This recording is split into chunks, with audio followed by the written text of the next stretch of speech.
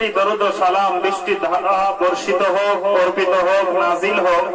আর একটিবার আমরা সকলেই উচ্চস্বরে মহাব্বতে বলি আল্লাহুম্মা আমিন। আমি যে আয়াতে মুবারাকা তেলাওয়াত করেছি এবং রাসূল পাকের হাদিসে মুবারাকা থেকে একটি হাদিস তেলাওয়াত করেছি, এই কোরআন এবং হাদিসকে সামনে রেখে অল্প সময় আলোচনা, বাকি আল্লাহ পাকের মুবারক মর্জি। মহান আল্লাহ রাব্বুল আলামিন তিনি সূরা আলে ইমরানের 31 নম্বর আয়াতের মধ্যে তিনি বলেন যে কুল, হে নবী আপনি বলুন, ইন কুনতুম তুহিব্বুনাল্লাহা ফাত্তাবিউনি ইউহিব্বুকুমুল্লাহ ওয়া ইয়াগফির লাকুম যুনুবাকুম ওয়াল্লাহু গফুরুর রহিম। আল্লাহ রাব্বুল আলামিন তিনি বললেন, হে নবী আপনি বলুন যে ইন কুনতুম তুহিব্বুনাল্লাহ, যদি তোমরা আল্লাহকে পেতে চাও, আল্লাহর মহব্বত অর্জন করতে চাও, মহান আল্লাহ পাকের নৈকট্য লাভ যদি করতে চাই, আল্লাহ পাক তিনি জানালেন আমাকে ভালোবাসার জন্য একটা নিয়ম তোমরা এটা অবলম্বন করবে। নিয়মটা কি? আল্লাহ পাক রব্বুল আলামিন তিনি বললেন, ফাত্তাবিউনি ইউহিব্বুকুমুল্লাহ, তোমরা আমার প্রিয় হাবিবের অনুসরণ করবে। বলুন সুবহানাল্লাহ। আল্লাহ রাব্বুল আলামিন কি বললেন? আমাকে পেতে তোমরা যদি আমাকে পেতে চাও, আমার মহব্বত অর্জন করতে চাও, তাহলে আমার নবীর ইত্তেবা করো, আমার নবীর অনুসরণ করো, পায়রবি করো। এই আয়াতের দ্বারাই তার প্রিয় হাবিব সাল্লাল্লাহু তাআলা আলাইহি ওয়াসাল্লামের শান ও মান বোঝা যায় যে তার নবীকে আল্লাহ কতটা সম্মান দিয়েছে, ঠিক না? আল্লাহ পাক কি বললেন?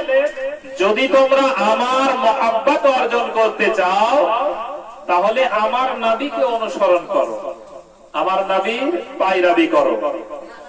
এর দ্বারাই বোঝা যায় যে আল্লাহ রাব্বুল আলামিন তিনি বলছেন আমাকে পেতে চাইলে আমার নবীর রাস্তা অবলম্বন করতে হবে, নবীকে ধরতে হবে। যদি কোনো ব্যক্তি নবীকে ছেড়ে আল্লাহকে পেতে চায়, তবে পাওয়া যাবে? কোনদিন পাওয়া যাবে না।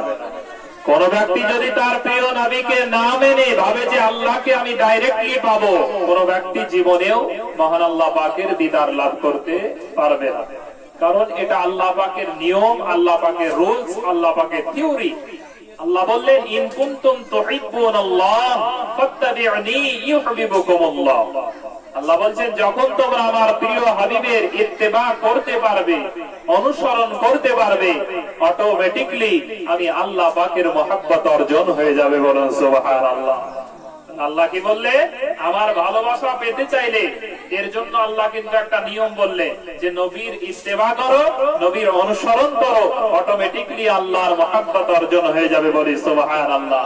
শুধু তাই বলে আল্লাহ ক্ষান্ত হন নাই, মহান আল্লাহ রাব্বুল আলামিন তিনি বলছেন ওয়া ইয়াগফিরু লাকুম যুনুবাকুম ওয়াল্লাহু গফুরুর রহিম। আল্লাহ রাব্বুল আলামিন তিনি বলছেন যেই ব্যক্তি আমার নবীর অনুসরণ করবে, তার অটোমেটিক আল্লাহর ভালোবাসা হয়ে যাবে এবং তার সমস্ত গুনাহ খাতাকে আমি আল্লাহ মাফ করে দেব। বলুন সুবহানাল্লাহ। নিশ্চয় আল্লাহ ক্ষমা করনে ওয়ালা, দয়ালু, ক্ষমাশীল।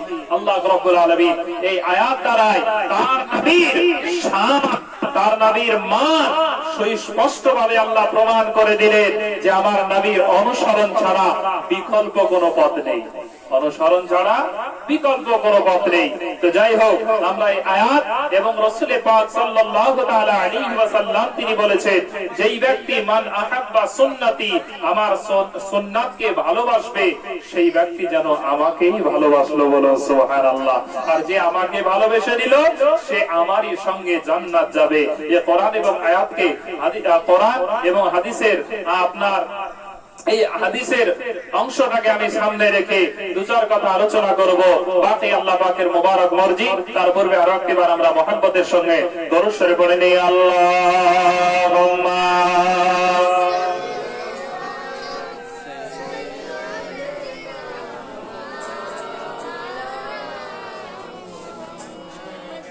وعلى آل سيدنا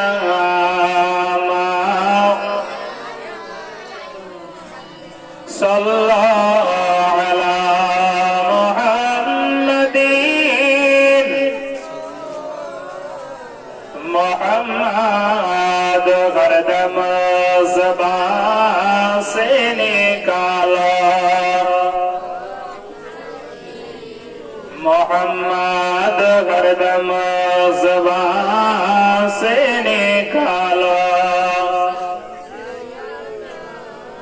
मोहम्मद सल्लल्लाहु ताआला अलैहि ওয়াসাল্লাম মিল্লাতে ইসলামী আমার আমরা এই আয়াতের দ্বারাই আল্লাহর নবীর শান ও মান বুঝতে পারলাম। আল্লাহ পাক রব্বুল আলামিন তার নবী সম্পর্কে কত সুন্দরভাবে ক্লিয়ার করে তিনি জানিয়ে দিলেন যে দুনিয়ার মানুষেরা তোমরা যদি আমাকে পেতে যাও তবে আমার নবীর রাস্তা অবলম্বন করতে হবে, আমার নবীর অনুসরণ করতে হবে, আমার নবীর আপনার কিনা ইত্তেবা করা লাগবে, ইত্তেবা করা লাগবে, নচেত তোমরা আল্লাহকে পাবে না।